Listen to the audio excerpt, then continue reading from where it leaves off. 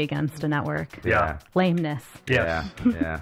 And the story gets bigger. The U.S. government became aware of this project, mostly because the FBI was bugging all the major networks because they got a kick out of listening in on all the sexual harassment that was going on. The networks? Never. No. Coincidentally, the government that is, had only recently gotten wind of the fact that the human historical record had been falsified and that the 20th century was actually the 17th century. This is a thing that you guys may be aware of. You've heard of the phantom time hypothesis, which is a real thing. Somebody way back when, like a pope, the Holy Roman Emperor, some other people conspired centuries ago to basically fake 3 centuries of history and plug it into the record. And the U.S. government, having found this out, was wondering how to undo this fraud without totally messing with everybody's heads. True. Right? Yeah. And, like I said, this is not made up. This is for real. It's on the internet. Which means it's real. Yeah, 3 centuries of human history just made up. Wasn't it because like the emperor wanted to? It was important to him that he be ruling over like a certain century. Yeah, he wanted to be like era. He wanted to be like Anno Domingo 1000. Yeah. And not like 700, which is not nearly as cool as 1000. Yeah. So he was just like, throw it on there. That's why all of the best devices are the 1000 model. Oh, you got the iPhone 500? I've got the iPhone 1000. Sounds so much better. I cannot wait. That's also why they skipped over. It's the iPhone X. Yeah, the iPhone X, which means 10. In like because nobody cares about 9. Or they just always wanted to use a single character. One of the two. True. Anyway, sorry, just to bring that up a little bit. Not at all. Well, as you know, the government found out about the abominable snowman fraud. They took a lot of interest in that, and they actually provided some funding and technical expertise to the project. And after Rudolph aired in late 1964, the government spent millions doing polling and research, which confirmed that 90% of the public had completely bought into the entire abominable snowman BS. They totally believed that there was this creature based on the Himalayan Yeti, and that everybody had always known about this, even though, like I said, nobody knew about it until 5 minutes ago. Sure. The holdouts, mainly in university faculties, these guys were spirited away to re-education camps and quietly replaced with 1960s radical students. He really loves re-education camps. He's always threatening to send us to one. He is. Absolutely, He really is. I was just going to say for that your own good.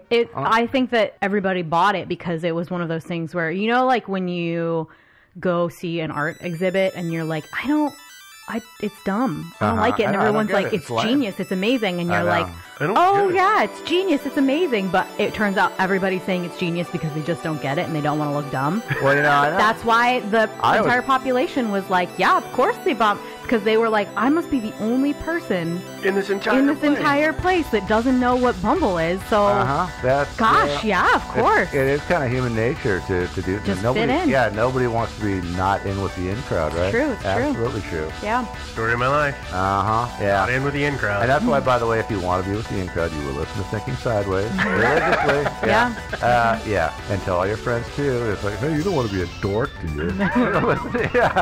Everybody's doing it. Okay, but so much for commercials. Back to this. Back to Rudolph and the Bumble. So the rest is history. Everybody believes this BS, and the few people who don't believe it, well, they refrain from saying so because they don't want to be called anti-Christmas. Nobody wants to be anti-Christmas. No. And of course, as we all know, the abominable snowman legend eventually would give rise to the Cookie Monster myth. And then later on to the Wookiee legend, which leads us to Star Wars. And of course, government Operation Whiteout was born. I think Whiteout was invented about the same time. Yeah, it's about correcting that typewritten history, I guess, so Whiteout makes sense. But the government has undertaken, it's still going on as far as I know to this day. It's a gradual rewriting of history. 1 year at a time? About a year at a time. It has gotten a bit bogged down in memo writing and bureaucratic infighting, but apparently it's still going on. If you call the FBI and ask them about it, of course they'll pretend not to know anything. Be persistent. Keep calling back, Yeah. Eventually they'll give you the answer. You know you're getting through when they come to your house. That's how you know you're getting there. Totally, yeah. Bombard them with FOIA requests too. But the success of the government project will be measured, at least in part, by the fact that reality does seem to have become kind of an optional idea for quite a few people. But historically speaking, the ramifications are, without Rudolph the Red-Nosed Reindeer, we wouldn't have gotten this Operation Whiteout, leading to the correction of human history. And we wouldn't have gotten all those cool new university professors with cool new ideas. Agreed. And we also wouldn't have gotten Star Wars.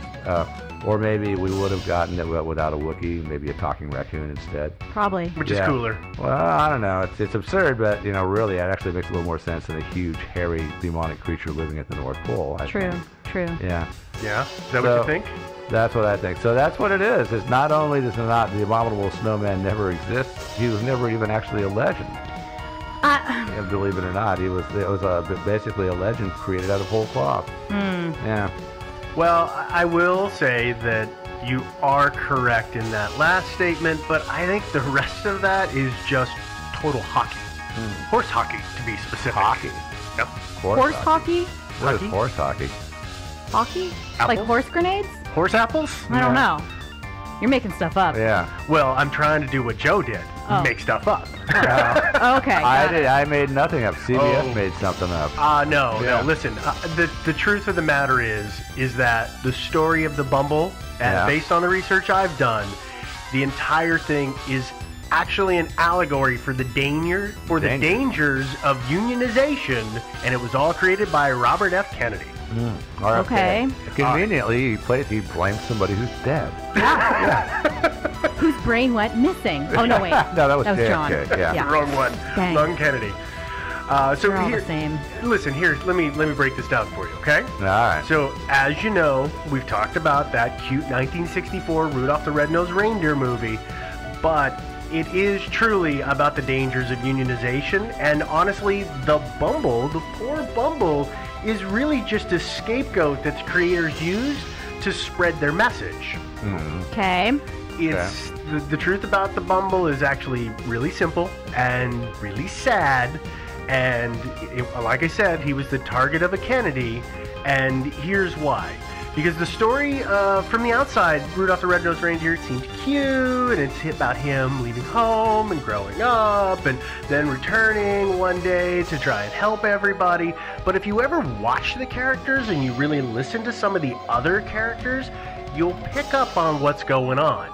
So let's start with one of the side characters. That's other characters, Hermie, the elf. The best elf.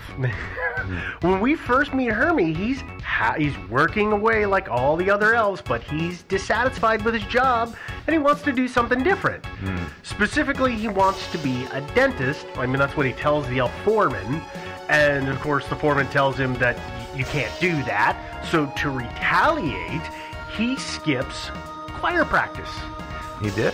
He did. He skips elfin choir practice. It's been a while since I've watched that Which film. throws off the entire tune, so much so that Santa walks out of the room in disgust. And instead, what is Hermie doing? He's, quote-unquote, practicing dentistry. He's practicing on a doll. On a small animal like any other serial killer No, would. he's practicing on a doll, but his form of dentistry involves using a hammer on a poor doll's teeth, which is actually really kind of barbaric. That's what my dentist Super uses. awful. Oh, you need a new dentist. We need to talk to you about your dentist. Oh, he's really cheap, though. Does he also work in a back alley, or? Yeah. Works in a trailer, not a back alley, for Christ's sake. Is the trailer parked in the alley? No, it's in a parking lot where it belongs. Okay. Yeah.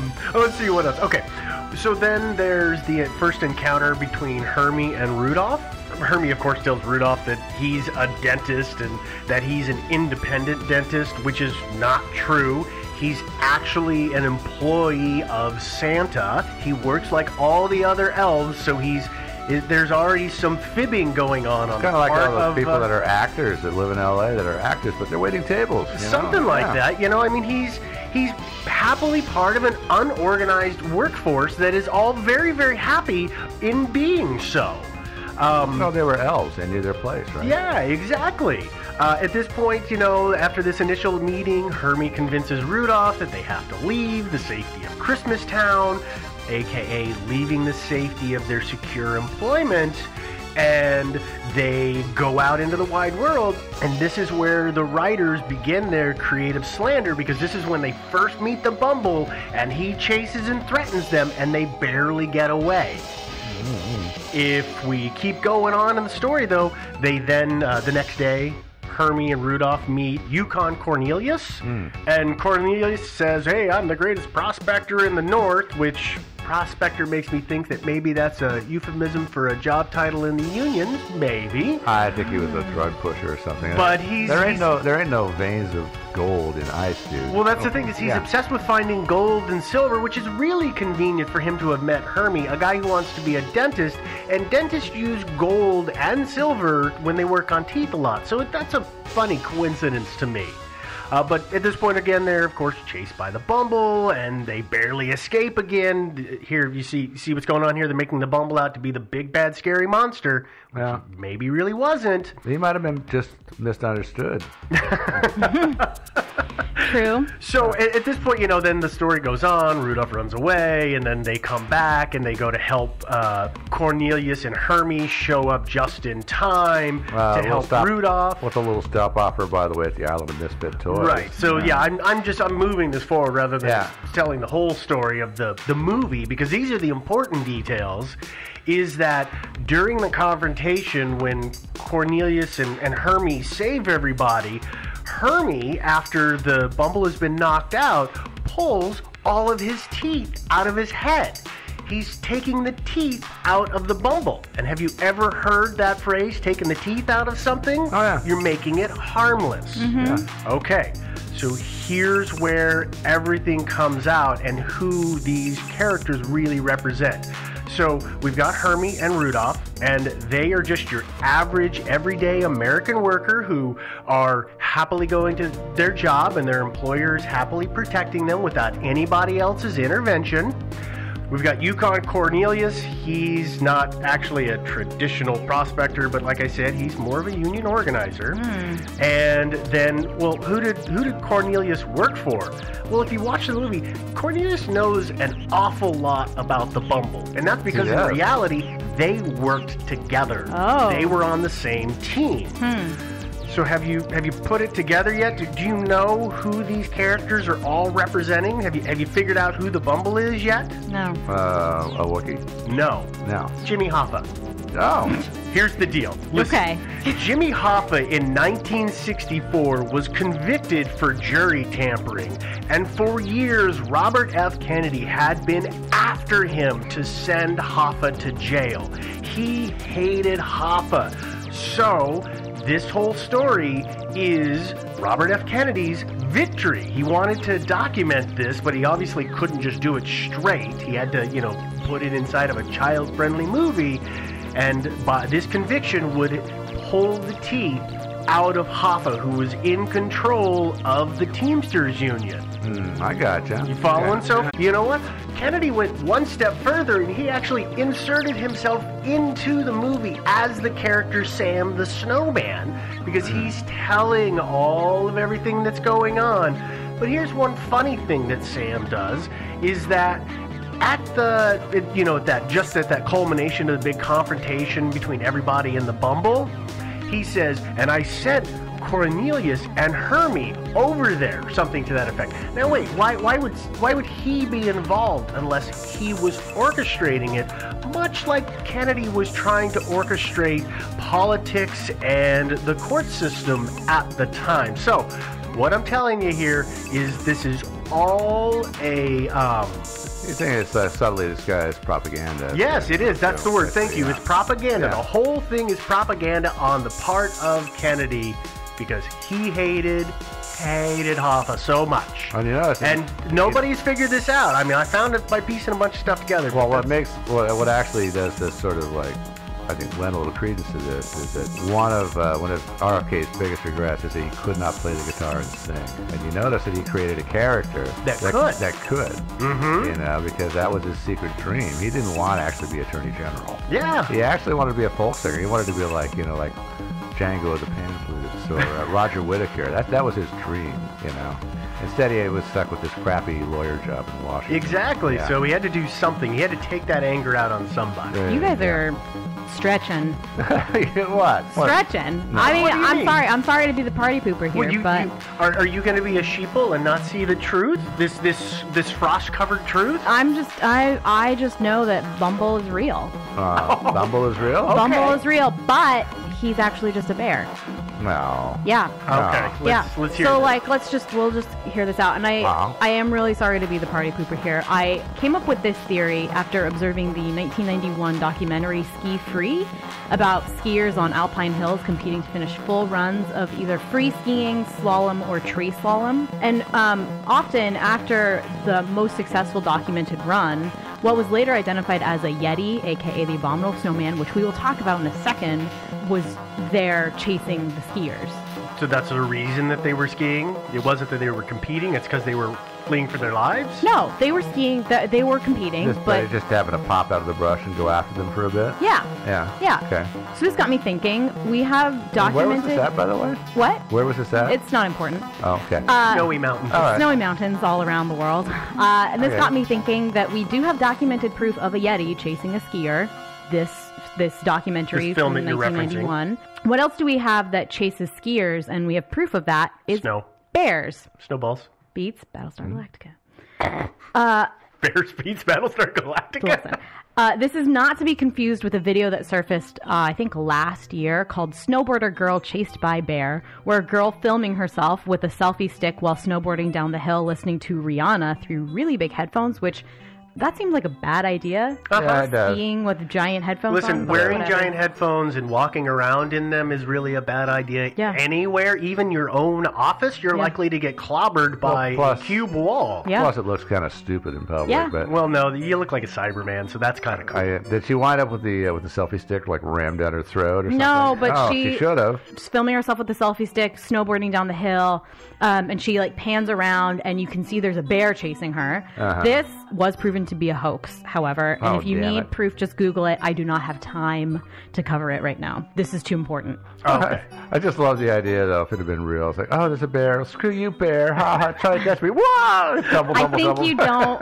I think, with the selfie stick, oftentimes, she wasn't, looking. She was going down the hill, and so she panned around, and you see the bear kind of behind her, and then it doesn't matter anyway. It's a hoax. Okay. Fine. What I do know is there's real, verified tales of bears chasing people who are skiing. Well, why the hell not? One such cautionary tale can be found in none other than the National Geographic magazine. This is real. In this particular issue, it covers the story of a guy named Matt Molestar. Now, Matt is a seasoned skier, and he was skiing in Glacier National Monument when he was attacked by two giant grizzly bears. One was an almost full-sized cub, and his mom was the other bear, and Matt described her as freight train-sized. I'm sure when you're in that position, they probably look extra huge. Huh? I think so, yeah. I bet they do. Yeah, anything that comes at me like that with their arms in the air always looks giant. That's about the size of a building, Yeah. Even if it's just a chihuahua. So he and his friends seem to have gotten away by sheer luck alone, but there are a lot of other harrowing tales of people who've been chased by bears while skiing. Like in that movie with Leonardo DiCaprio. He wasn't skiing. Well, he was skiing, but without the skis. And there really wasn't any snow on the ground at that point. No, but still. Yeah. He got the bear treatment. He did. He deserved it. Yeah. So there are a lot more cases of people being chased by Yetis, however. But what if somebody had managed to get some hair from a Yeti? Would that change anything, do you think? Maybe. Actually, that would probably advance the cause of scientific knowledge. Yetiologists would be excited about that. Yeah, I think it would. Yeah. And lucky for us, people do have hair, or better yet, other remains of these Yetis. These are taken from Yetis way back in the day. Yeah. Right, and they've been around for hundreds of years in some cases. Some of them, but some of them have been collected more recently by teams out doing documentaries on skiers who are being attacked or other possible sightings of Yetis. Not yet. What? The not Yeti. Oh, the not Yeti. Yeah. And then there's a Yeti again. Okay. So these remains, some of them had been hidden in monasteries or held by shamans. But finally... Is that shamans or Shaw persons? Shamans. Okay. Yeah. We were able to test them. I did the testing. You did? You? No, okay. Good job. Not me. But an evolutionary biologist at the State University of New York in Buffalo did test them. And guess what she found? What? She tested 9 of these samples. And they all were hair. 8 of them were from bears native to the area, and 1 was a dog. Wait, where was she at? Huh? Where was she based out of? She's out of Buffalo, but they were bears native to the areas where the remains were collected. Oh, okay. not from buffalo. And then to double check, they sent the samples onto the FBI hair lab, and they lost them. No, they positively correlated them to Ted Kaczynski. Yeah. Yeah. Now we think of the bears were Himalayan brown bears. What we think of samples, traditional Bumble as being white, but apparently in the traditional Himalayan lore, which is the actual lore where Bumble came from, he's covered in shaggy reddish brown or gray fur and weighs about 200 to 400 pounds, which is, for you uneducated swine, bigger than me, 90 to 181 kilograms. Okay.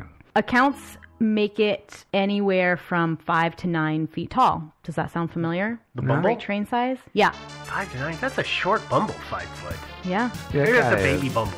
Mm-hmm. Yeah. Ooh, I'd like a baby Bumble as a pet. I don't think you would. Oh, it'd be cute. Yeah. 9 feet tall, that's just big enough for me to get scared, probably. Well, no, I just want the 5 foot model. Yeah. Just stayed at 5 foot. Either way, you're screwed. Yeah, pretty much. To be fair, especially when the 5 foot is actually 200 pounds. Yeah. To be fair, this is a different conclusion than primary researchers came to. The first researcher was named Charlotte Lindquist. But she was the one that said that there was Himalayan brown bear and a dog samples and a dog and one dog. Uh-huh. Okay. An earlier researcher. What's the dog's name? I don't know. It's old. Yeah. An old dog. Oh. It's hundreds of years old. Okay. Yeah. An earlier researcher named Brian Sykes came to a different conclusion, and his was based on a jawbone. I don't know where the jawbone came from. Presumably the shaman or something like that. I know where it came from. A jaw? Yeah. Of a Bumble? Yeah. Yeah. But he found a 100% match with a sample from an ancient polar bear jawbone that was found in Norway that dates back some 40,000 to 120,000 years ago, a time when polar bears closely related to brown bears were interbreeding a lot. Well, they were kind of, at that point, they were kind of separating out a bit, too. Mm-hmm. Right? They were separating out, but if they had common areas that territories, overlapping. they were interbreeding. Yeah. Now, when we think about it, the name is actually the best proof. In 1921, and this is my proof to cement the fact that Yeti and Bumble, and the abominable snowman, excuse me, use the technical term here, are actually the same thing, and Yetis are actually bears. Ready? Yeah. Okay, let's have In 1921, an Indian English language newspaper interviewed some explorers that were returning from a Mount Everest expedition that was the British Mount Everest reconnaissance expedition. And they